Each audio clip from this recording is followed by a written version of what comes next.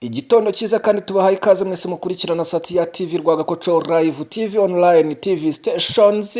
Niba utarakanda subscribe ngo hitting like ngo usige comments rwose byaba ari ukunyagwazi gahera. Abari mu majyepfo amajyaruguru rebe irasirazuba n'iburengera zuba mwese tubahaye yambo mu mujyi wa Kigali Kicukiro Gasabo na Nyarugenge.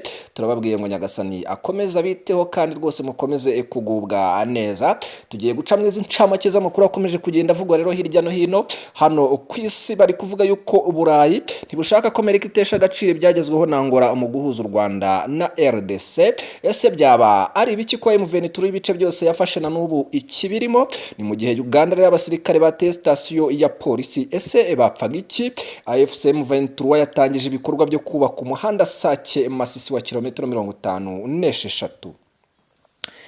Ni mu gihe RDC abasirikare n'abapolisi bakatiwe ibihano birimo n'icyurupfu hariyaho nta mikino y'ukoze ikosa barakunyonga cyangwa bakakurasa.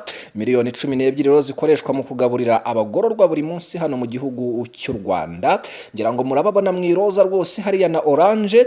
Ni mu gihe rero Trump ageze mu ntasi za Amerika mu kwirukana abakozi. Trump we rwose asa nk'uwinjiye muri White House yitwaje umweyo.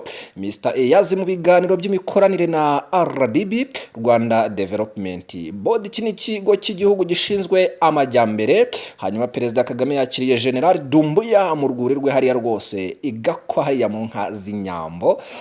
Nyagasani rakomeze abiteho kandi abishimire muri byose mukora, ariko rwose nukora nabi azagucisha akanyafu. Bamwe ntibatinya no kuvuga yuko azadutwika. Ese koko Imana ihana bigezaho? Ngayo nguko rero weekend nziza kandi turabakunda cyane. Bye bye.